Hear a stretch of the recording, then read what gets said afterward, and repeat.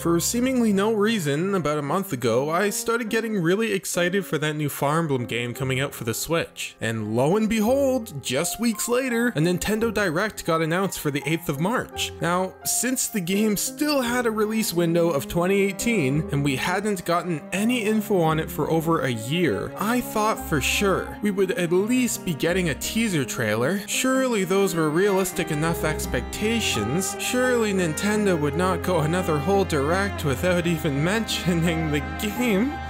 Surely that wouldn't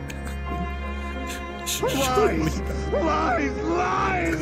Surely that would. So, like every other fanbase starved for info, let's do the only thing we can do in these dire times. Let's speculate. Let's shoot the shit with the little information we have so that maybe we can forget about the fact that we're all dying inside. I think in terms of gameplay and theming, things are a little up in the air. After Fates came out a few years ago to massive success, I had no doubt that Intelligent Systems would continue to double down on the matchmaking stuff. But then they threw a curveball with Fire Emblem Echoes, and now I just don't know anymore. Do they want to bank on the Awakening and Fates fan bases? Or do they want to try a new direction with all the new faces who are picking up a Switch for the first time? Who knows? But moving past that, the thing I'm most interested in is the game's aesthetic. Because after all, this is gonna be the first HD Fire Emblem game. No, that does not count. And no, that doesn't count either, come on now. A lot of Fire Emblem's visual style for the past decade can be attributed to the series appearing on a low-resolution handheld console. That means holding on to the pixel art and continuing to opt for a primarily visual novel style of storytelling. Yes, these are still just design choices, as both the 3D Teleus games for the GameCube and the Wii held on to that visual novel aesthetic, but at the same time, I can't imagine they had the budget to go in any other direction with such long-ass games. But this time around, with the recent boom in popularity, Intelligent Systems is probably working with the biggest budget they've ever had, and with the series making such a jump in technology for the first time in a long while, it makes you think.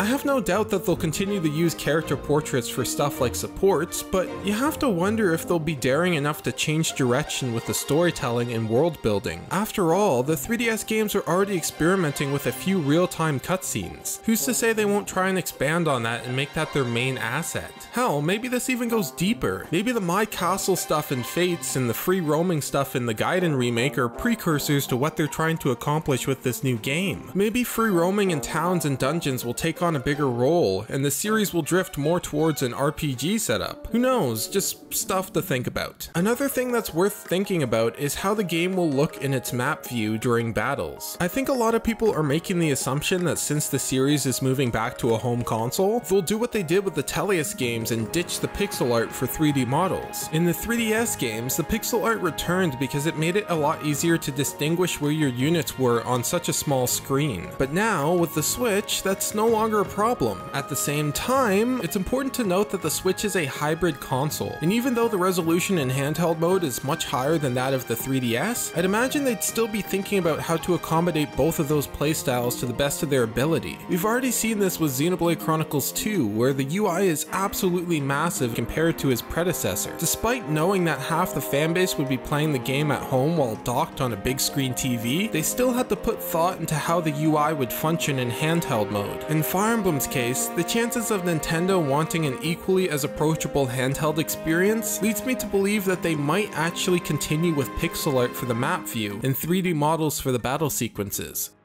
Other than that, I don't think there's much else I can speculate on given what little we have, so I guess we're just gonna have to wait until Nintendo decides to grace us with a name or something. Just throw us a bone or something, I don't know.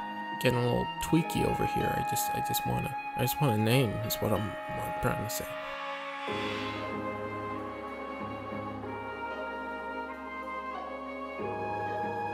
When it really comes down to it, all I'm really trying to say is that I'm excited for Fire Emblem 16, and the Grand Exchange is the worst update to ever hit RuneScape ever.